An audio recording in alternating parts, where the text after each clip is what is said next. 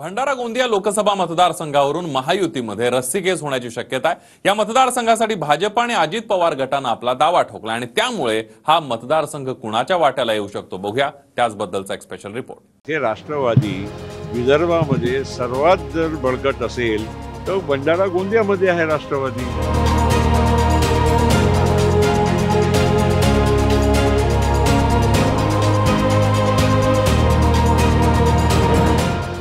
भंडारा गोंदिया लोकसभा मतदारसंघावरून महायुतीमध्ये वाद निर्माण होण्याची शक्यता आहे। कधी काळी राष्ट्रवादीचा गड मानला जाणाऱ्या या मतदारसंघात सध्या भाजपचं प्राबल्य दिसतंय। मात्र या मतदारसंघावर अजितदादा गटानेही आपला दावा सांगण्याचा प्रयत्न केला आहे। भंडारा गोंदियाचा माझा नाता सगळ्यांना माहीत आहे। मी तिथे अनेक वेळा खासदार निवडून गेलेलो आहो।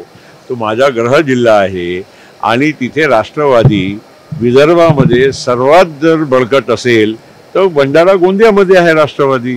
तो स्वाभाविक आहे ती जागावर आमची म्हणजे लोकांची इच्छा असणं। मी भंडारा गोंदियासाठी आग्रह काही केलेला नाही, पण जेव्हा तुम्ही तयारीची गोष्ट करतात तो मी सदैव 365 दिवस भंडारा गोंदियाच्या लोकांच्यासाठी काम करतो आणि म्हणून मला तयारी कुठली करावा लागत नाही। एकीकडे भंडारा गोंदियाच्या जागेवर अजितदादा गटाकडून दावा सांगण्यात येतोय, तर दुसरीकडे भाजपचे नेते आणि माजी मंत्री परिणय फुके यांनी देखील निवडणूक लढवण्याची इच्छा व्यक्त केली आहे। पक्षाने आदेश दिल्यास निवडणूक लढवणार असं परिणय फुके यांनी म्हटलंय।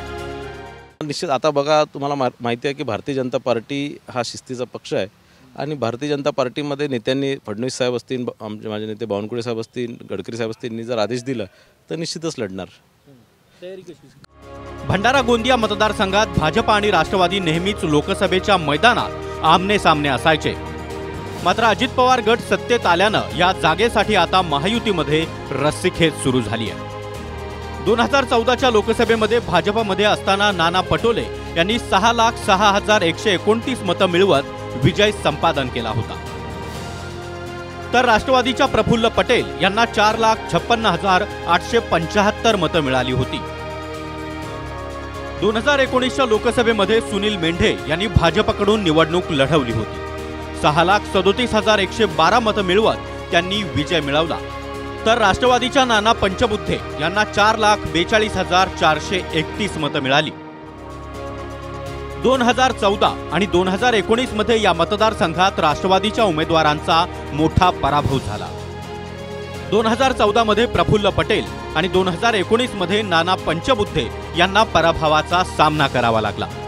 सध्या या मतदारसंघात भाजपची ताकद मोठ्या प्रमाणावर वाढली आहे, त्यामुळे भंडारा गोंदिया मतदारसंघ कुणाला देण्यात येणार हे पाहणं महत्त्वाचं असेल। गजानन उमाटे, TV9 मराठी, भंडारा।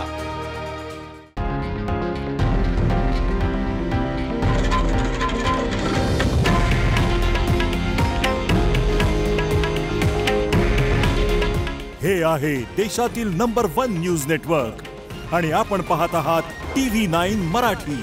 काळजी तुमची, हित महाराष्ट्राचं।